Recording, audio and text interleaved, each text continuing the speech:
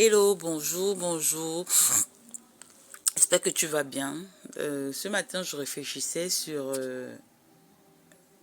Néhémie, tout le livre de Néhémie, et puis je me suis vraiment accentuée sur ce passage. J'ai aimé partager.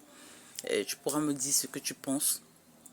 Dans le livre de Néhémie, au chapitre 2, verset 13, il est écrit: Je sortis de nuit par la porte de la vallée et je me dirigeais contre la source du dragon vers la porte du fumier, considérant les murailles en ruine de Jérusalem et réfléchissant à ces portes construites par le feu.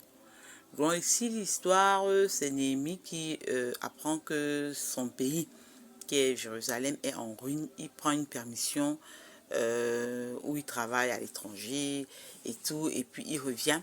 Il a beaucoup de grâce même qui l'accompagne et tout. Il revient pour rebâtir son pays. Et là, il nous explique que de nuit, il est sorti pour observer vraiment les dégâts de cette ville, pour réfléchir, réfléchissant sur ces ruines. C'est vraiment ça le but. À un moment dans nos vies, il est important de nous arrêter et de réfléchir sur ce qui ne va pas. Et de vraiment réfléchir sur ce qui ne va pas. Maintenant, il faut savoir détecter qu'est-ce qui est ruine. De fois, on est très... de fois, on se leurre parce que peut-être professionnellement, on a un petit argent là et tout. Peut-être familialement, on a sa femme et tout. Et on ne regarde plus aux ruines. Maintenant, tes ruines peuvent être à plusieurs niveaux. Il faut vraiment être des personnes qui savent se balader dans leur vie ou dans leur famille ou dans leur ville, pays, ça dépend de la dimension de ce que tu veux examiner, mais vraiment qui regardent froidement les choses et détectent que voilà les problèmes de chez moi. Des fois, tu peux être dans une famille et puis chez vous, vous êtes habitué peut-être à se mettre nu, tout le monde se met à l'aise comme il veut, il s'habille comme il veut. Mais maintenant, tu regardes le problème, tu ne vois aucun point parce que c'est normal, n'est-ce pas? Mais maintenant, après, tu te rends compte que dans la même famille, tout le monde peut-être ne réussit jamais son mariage, ou bien quelqu'un part en mariage, revient, divorce, se remarie, ou alors les gens font des mariages sans mariage, donc des enfants sans mariage, après se séparent. En fait, il y a beaucoup de trucs comme ça dans ta famille et tu as l'impression que ça se répète. Et si tu ne t'arrêtes pas pour regarder ça froidement, que mais ça c'est un problème, d'où vient le problème et comment résoudre ce problème-ci à fond? Si tu ne t'arrêtes jamais pour regarder certaines choses froidement, tu ne pourras pas être le Néhémie de ta vie pour examiner les ruines de ta vie. Tu peux être là comme dans ta propre vie.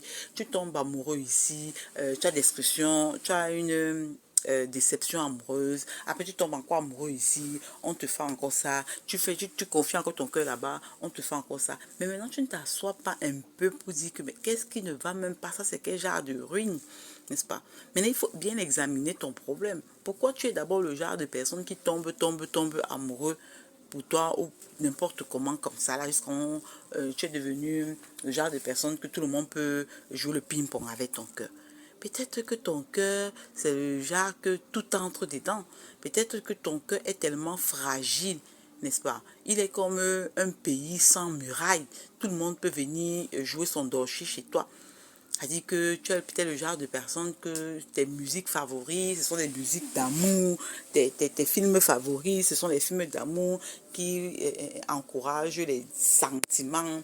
Tu es en train de suivre l'amour ceci, l'amour cela.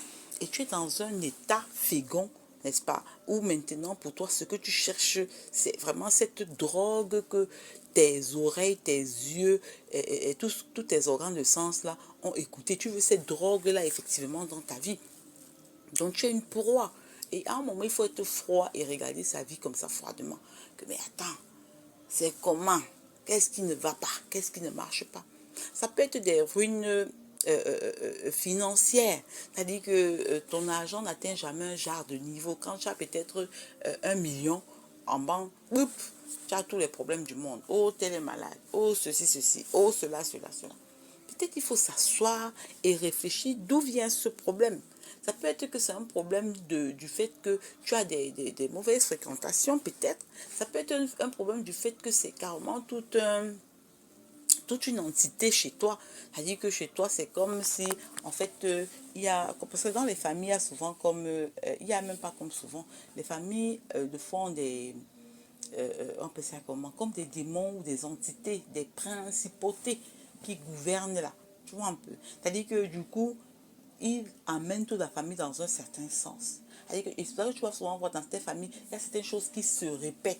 C'est-à-dire que personne n'a jamais peut-être dépassé un genre de seuil.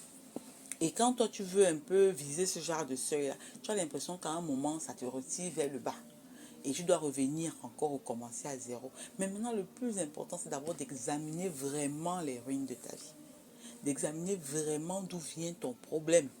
Maintenant, tu dois comprendre que, ok, si mon problème, c'est si ça, je dois maintenant faire comment pour résoudre ce problème.